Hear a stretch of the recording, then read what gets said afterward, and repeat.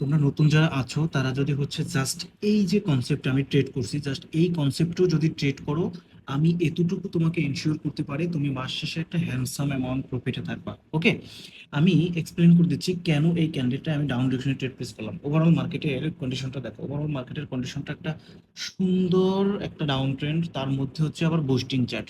তো আমরা কিন্তু কন্টিনিউয়াসলি বুস্টিং চার্টে বুস্টিং এর পক্ষেই থাকবো।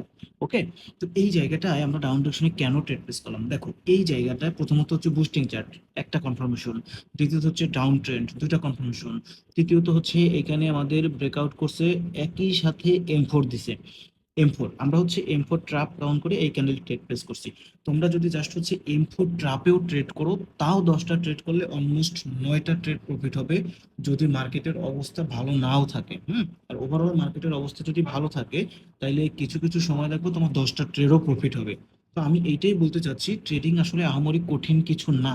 জাস্ট তুমি একটা কনসেপ্টের উপর একটা নির্দিষ্ট টাইম এখানে সময় দাও, একটা কনসেপ্টকে তুমি হচ্ছে প্রপার ওয়েতে তোমার মধ্যে ধারণ করো, মাস্টারি করো, দেখবা দিন শেষে বাইনারি ট্রেডিং থেকে আসলে প্রফিট করা কোনো বিষয়ই না।